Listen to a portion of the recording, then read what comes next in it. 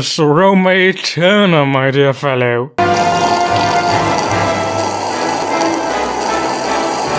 Salutations, Rangers, General Bradley 101 back at you again with another episode of HistoryHammer.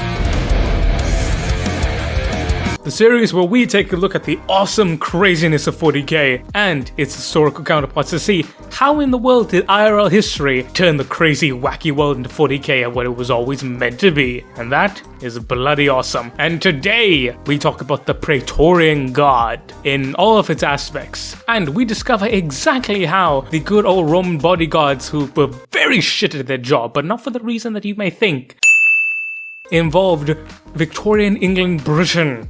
Yes, British. Anyway, links down below to the Patreon, Discord, as well as buy me a coffee. Join the Discord, it's bloody awesome. Like, comment, share, subscribe, all that lovely nonsense. But also, go sub to Hammer Talk, my brand new podcast with Dutch, aka the Gaming Storyteller. Quality channel, go check him out, and go check out Hammer Talk. But without any further ado, let's start off with the first part of the Praetorian Guard, Roma Eterna Dec Avum. Eterna, greetings! Right, so let's start at the beginning. In the beginning, before the first man was created. Whoa, too far! Begun. The Clone War has. God damn it, wrong universe. Ah, perfect. And, like all things regarding Rome, we start with murder. So, Rome was founded by Romulus after he killed his brother Remus. And then we got the 7 kings of Rome. When these kings of Rome would go to war, they would have a corps of household troops, which would act as their bodyguard. This is the earliest incarnation of the role that the Praetorians would play, or rather, they should have played. The 7th king of Rome was an asshole and a half, with his son famously raping a very high-standing noblewoman, who would then dress in black, go into the streets and decry the kingdom of Rome before committing suicide. Seeing this, the citizens of Rome kicked him out and declared that Rome would never again be ruled by a king. But they didn't say anything about an emperor, but that comes later. During the Republican period, it was customary for a general of the Roman army, which was almost always one of the 2 consuls, to select a personal retinue of soldiers to be his personal bodyguard. This guard would follow him into battle and guard his personal tent, which was known as the Praetoria. Hence, these troops became known as the Cohorts Praetoris, or the Cohorts of the Praetorians, or what we would know them as the Praetorian Guard. Yet, this was not an established unit. It was an ad hoc unit that was added and removed as pragmatism demanded. But, like all things regarding Rome, we have to look to Octavian, aka Caesar Augustus, and his good old uncle Julius Caesar. So, Big O J had about 8,000 of these bodyguards that made up of his veterans. Now, these were split between Anthony and Octavian after the second phase of the Great Roman Civil War. Then, after Anthony and Octavian fell out, and we had the Battle of Salamis, the subsequent victory of Octavian, he then reunited the Omnis, which included the Proto-Praetorians. He then formalized them and founded the Praetorian Guard proper, being made up of 9 cohorts numbering approximately 6,000 men in total. These cohorts were larger than normal. Each century was led by a Praetorian Praetorian, which in turn made up a cohort which was led by a Tribune Praetoria, and the whole formation was commanded by a Praefectus Praetoria. Now 3 of these were stationed in Rome proper, and the other 6 were scattered around Italy. The Praetorians were armored in the traditional fashion of the legions, that having a supermalus, which is a type of padded garment over their tunics, then having the lorica segmentata. They would also be armed with greaves, as well as braces, and the standard helmet of the time, which was the Gallica class, which usually had a plumed crest attached to it. Interesting note about their scutum, moreover, it had rounded edges, rather than the more common squared, as well as the gladius and pugia and the pila. Though it's very important to note, their gear was of significantly higher quality and especially ornamentation than that of the legions. Some of their favorite adornments included the lightning bolts, scorpions, and as well as a lion head. As their signifier, their standard bearer, he had a lion head, as opposed to the standard wolf head used by the irregular legions. Now, as to how does one become a Praetorian? Well, firstly, you need to distinguish yourself in combat, have a good character, reputation, and receive a letter of recommendation from someone your senior. That's how it was supposed to be. But as we get more and more, like the history of the Praetorians, corruption, yeah. Okay, now, I know I've said this a lot, and my fellow history buffs are just dying for me to bring up the scummy nature of the Praetorians. Now, you see, something interesting happened. The Praetorians, which received double the pay of a normal legionary. Makes sense, right? They're the elite, they're doing an important job. But here's the issue. You see, many Roman generals had set a very important precedent, that being might makes right. Very okay, quality. If you had enough soldiers, and you paid them enough, you'd become emperor. And the Praetorians realized they could cheese the hell out of this system, as they were the only armed force in Rome, and well, you may have a lot to say, sir, but the guy with 6,000 soldiers has more to say, always. So, the Praetorians continuously wanted more, and more. More money, more power, reputation, status, and it's not like they didn't have anything. This is at the time where they had 5 times the salary of a regular legionary, and up to 3 times as much when they retired. They served less time, they got to live in luxury, got parental treatment, and they still wanted more. Keep that in mind when we talk about what they did. And what did they do? Well, they seem to work in a pattern, as we see it formed over the course of their existence. The Praetorians start out as elite bodyguards / shock troops, and they follow the emperor campaigning. They then return to Rome, begin getting involved in political scheming and machinations, which would result in the death of a Roman emperor. Not kidding, the Praetorians have more Roman emperor kills than any other enemy of the Roman emperor. And mind you, these motherfuckers were supposed to be his bodyguards. But eventually a Roman general would see this shit going down. He would be a good general, he would challenge them, he would take over, become a solid emperor, restore order, purge bad elements of the Praetorians, reform them, and make them shock troops, and eventually they'd repeat, because Rome cannot learn from its lessons. God damn it. Now, this isn't just me giving my opinion here, this is actual history to back up with.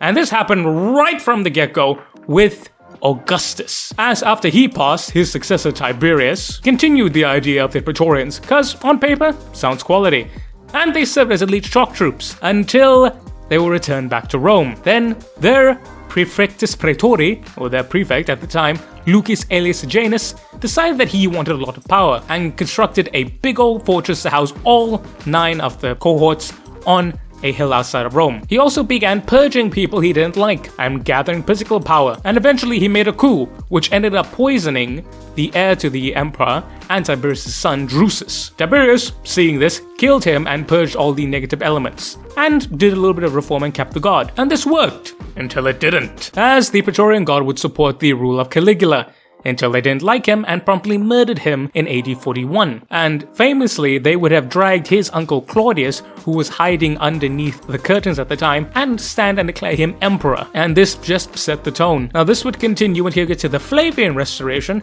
in which they were purged and reset, and they would continue until they did more scheming machinations until they got to the Trajan dynasty, in which Trajan reformed them, purged them again, and continued to do this again until we get to the reign of Commodus. And he made the mistake of bringing them back into the empire and into Rome in the year 180, which resulted by his death in the year 192. And this resulted in the most disgusting, just shameful act in all of Roman history. The crown of the Imperium was auctioned by the Praetorians. A chap by the name of Pertinax bought it for over 25,000 sesterces. And that equates to millions, if not billions of modern day currency. That was a bloody lot of money. However, his reign did not last long, as a general by the name of Satanium Severus took the armies of the Danube and marched on Rome and spanked him in 7 different ways to Sunday, and absolutely spanked the Praetorian Guard, purged them completely, and then reorganized a new Praetorian Guard based off his veterans. But eventually these veterans would die out, it would happen again, until we get to the rule of Diocletian. He then incorporated 2 new city legions known as the Herculean and Julian legions respectively, and these legions were set to counteract the power, and this continued to do well until we get to the Tetrarchy and Emperor Galerian, who just decided, right, the Praetorian Guard will be banned outright. The Praetorians, seeing this, didn't like it, and then headed over to the other emperor known as Maxentius. And I was like, hey, we support you, come take over Italy. And Maxentius did, and poor Galerian got tossed in the trash bin. But then we come to Constantine the Great, who would march over and famously at the Battle of the Milvian Bridge, battle Maxentius and conquer him. And the Praetorians were disbanded outright, with the vast majority of them being executed for treason, which, makes sense. The role of Praetorian Prefect was still existed, but it was purely an administrative role, and even that would be phased out eventually. So, the Praetorian Guard have their mark in 40k, mainly on a certain realm that's ultra cool. Okay, I know that was bad, but Ultramar screams Rome. And the Victor's God, the honor god of Gilead and Calgar, are what everyone thinks the IRL Praetorian God are, and what they should have been. Alright, so the Victor's God, which is actually a recent formation created by Guilliman after his initial crusade to Terra, and they are based off the original OG honor god which Calgar had, which Guilliman founded originally during the Great Crusade. And that honor god was originally founded off the honor god, or the original Praetorian god, of the homeworld of Macrag, and they were known for their Maccragian power axes, which became a symbol throughout the entire honor god. So the Victor's God is the elite of the honor god. Makes sense. The Victor's God are the truest embodiment of Maccragian virtues of nobility, honor, courage, and determination. Armed in moss-wrought artificer power armor, wielding stalwart storm shields, power axes, power swords, and artificer bolters, these are exemplary units in every aspect. Able to attack and defend in equal measure, they are the ultimate epiphany of the elite warrior god. And unlike the IRL Praetorians, they are completely and utterly 1000% loyal. Also, they're led by Cato Sicarius. Memes aside, they function pretty similar to how the IRL Praetorians should have functioned. As I said, being bodyguards, but also being a core of elite shock troops. As many times in recent memory, Guilliman has led them personally into the breach, destroying and outright breaking through enemy forces. But just as many times as the Lord of Macragh has used them as the hammer to break the foes of the enemy, so too has he used them as a stalwart anvil to hold the line against countless tides. The Victor's God are the elite of the Ultramarines. The best of the best in moral, character, gear, and goddamn drip. Look at that.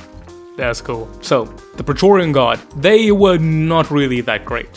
While in pop culture they're often portrayed as the elite of elite, with very often you see the Praetorians as the elite status, the truest shock troops, the most honorable, noble defenders. In reality, they were power-craving, money-hungry schemers and opportunists who would use their power to do anything and everything but serve. Well, they serve themselves, usually at the cost of a Roman emperor's head.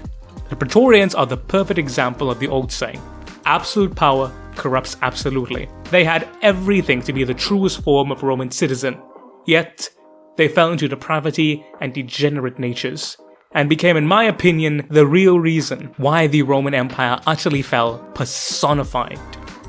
They didn't care about Rome. They didn't care about its ideals, its people.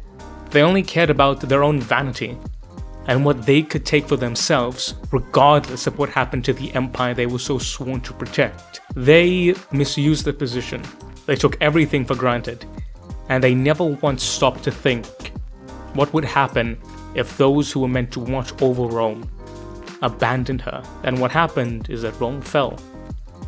So, if you want Roman units that did what the Praetorians were supposed to do and bloody well did it better, check out the Schola Palatinia, quality units, or my personal favorite, the Varangian God, Roman Vikings, baby! Woo! So, the Praetorians only cared about treasure, only cared about wealth and land, didn't care what happened to civilians. I guess they really are the British. God, I think she's right. They are Marigolds. So, the Praetorian God, aka the British God. Well, more British than usual. By the Emperor, you will have it! Bloody lobsterbacks. They're based off the Victorian era British army, which, while it has an immaculate representation in pop culture, its actual combat record is less than ideal. The army of the Victorian era was, like most major powers, designed to be a colonial police force. Or rather, I should say, its main purpose was that compared to actual conventional warfare with a great power. There was also a change in the pop culture of the time, with the negative connotations of soldiery that had been present during the Napoleonic age, as the idea of the ravaging pillager destroying Europe had been replaced by the adventurous soldier, discovering and taming far-off lands. Yet, despite its ultimate successes, this proved very difficult. We have several accounts of British forces being not only outnumbered, but also outmatched in a tactical sense by many less advanced peoples. Indeed, Britain was the ruler of the world. Yet, as always, pride cometh before the fall, and who has more pride than the ruler of the world? And while Britain never fell, it stumbled far more times than it would have liked, and more times than anyone had ever expected. From the Sepoy rebellions, where numerous Indian soldiers trained in European warfare by the British East India Company, rose in open rebellion to the Boxer Rebellion, where a vast majority of Chinese martial artists and other anti-colonial forces in China took up arms in an effort to free China, and the most damning, the most unlikely, and the most memorable, where over 1,300 British soldiers and native auxiliaries were slaughtered by a force of 10,000 Zulu warriors, who were armed with spears and shields, and a handful of 100-year-old muskets, that being the Battle of Isalandwana. The Zulus suffered about 3,000 casualties, and while the army was about 20,000 strong, only 10,000 was said to actually have engaged the enemy. Now, while this is indeed skews, the result is utterly undeniable. A modern army supported by artillery, well, 2 artillery pieces, as well as some rocket artillery. The British were very fond of that, and an echelon of cavalry were utterly destroyed by a people armed with iron spears and cowhide shields. This blunder was undoubtedly caused by the arrogance of the army's commander, Lord Chelmsford. Wait, no. Sorry, Chelmsford, though motherfucker was looking like a stabbed Cheems after this meme. Oh boy. He took about a third of his force, a little less than that, approximately 500 of the 1,800 men that he had, to pursue what he thought was the main Zulu army, which was actually deployed by the Zulu commanders, and who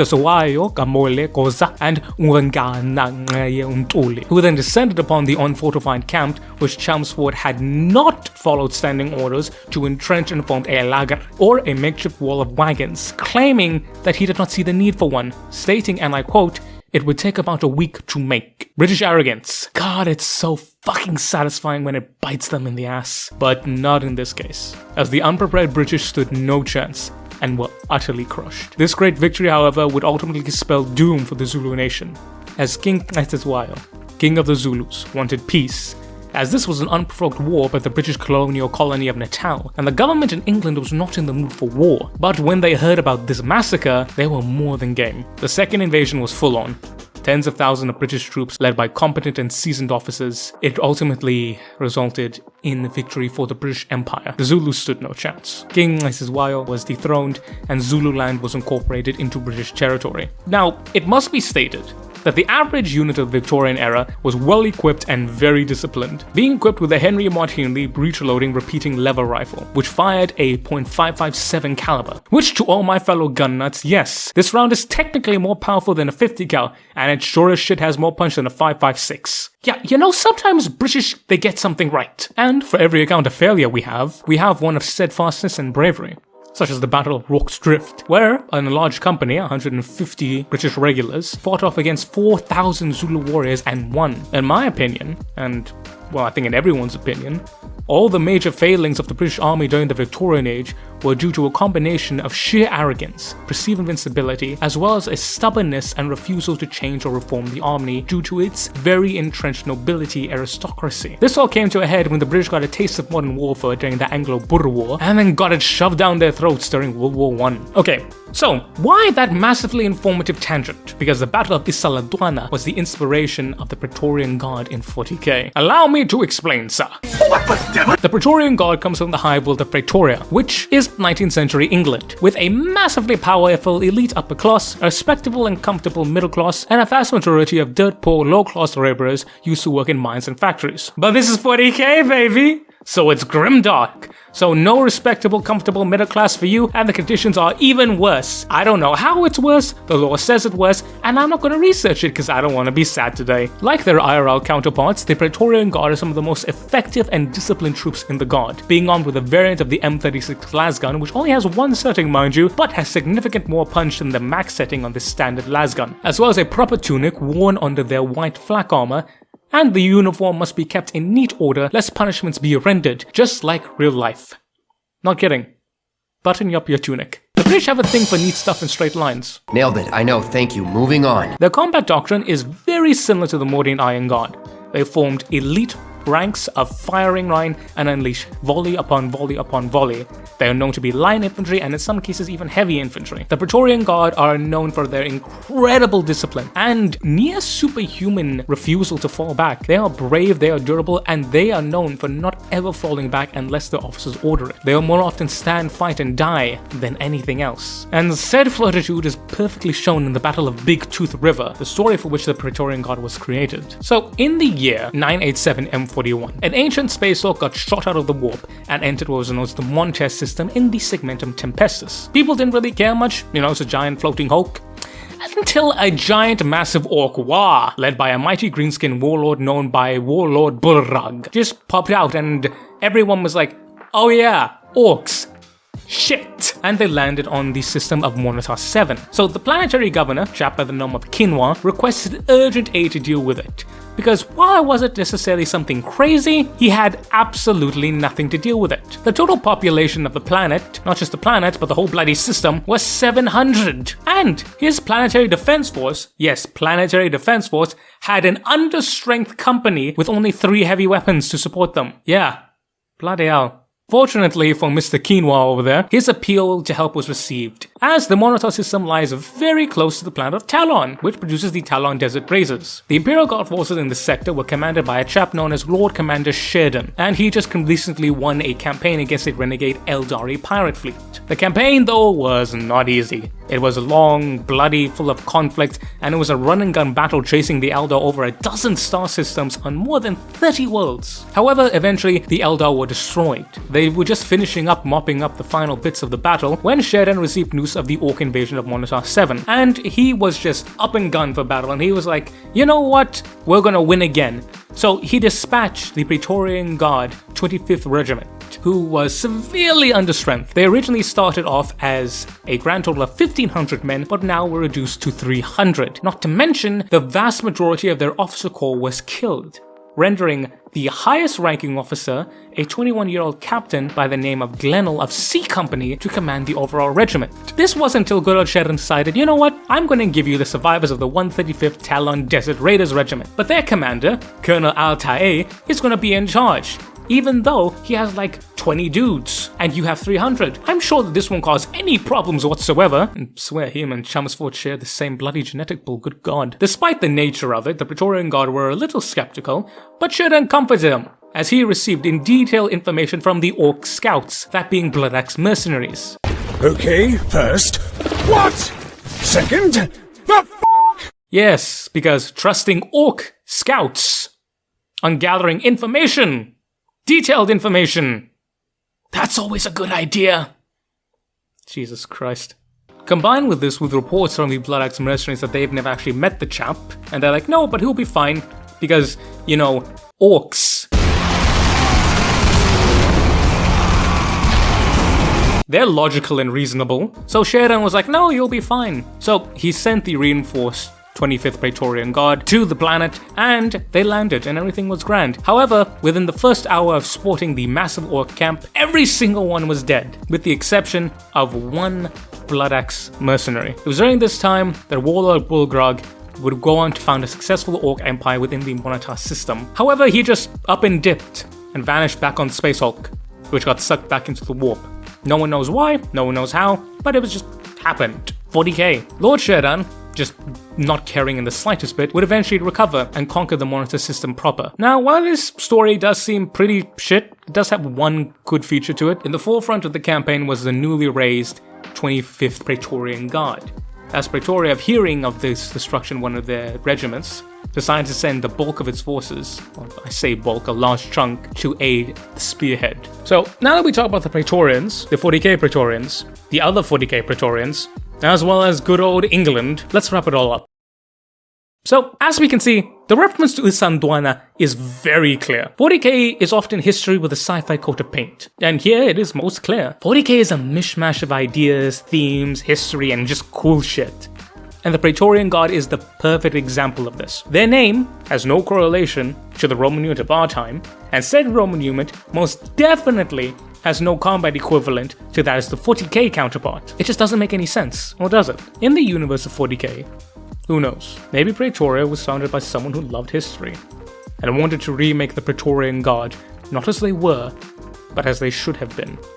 So he named the world after them, and tried to instill those noble Roman virtues. Yet, when the age of strife and long night came, all that was noble and good fled, and evil and war took its place.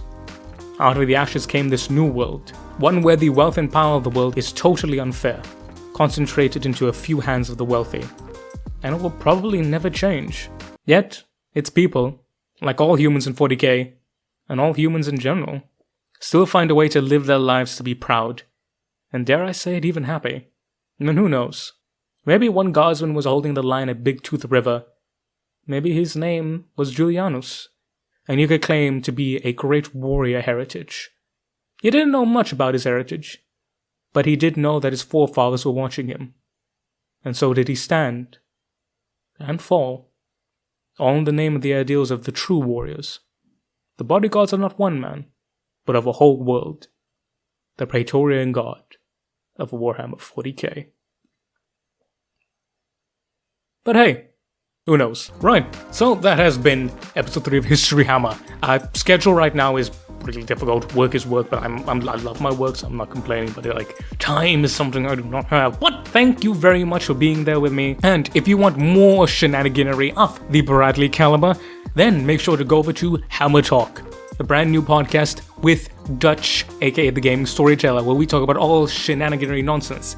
This week's episode is going to be on what if the Emperor was a good dad. So go over there, like, comment, share, subscribe, join him, join Dutch, join us. It's great. Dutch is great. I'm having fun. The conversations are bloody grand. Check out the Patreon if you want to support the channel or buy me a coffee, as well as the Discord if you want to join this awesome community. Otherwise, like, comment, share, subscribe, do all that stuff. Let me know down in the comments below what history nonsense do you want me to cover in 40k nonsense. But I have been General Bradley 101.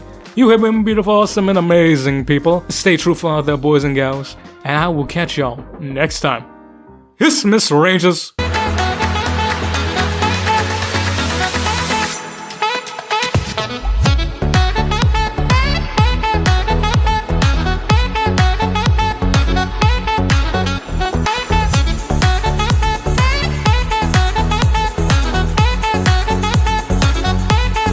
So, apparently, Praetoria was named after the South African city of Pretoria, and I don't know how I feel about that. That's rather a bit cringe, innit, bro? Motherfucking British people, what do you mean?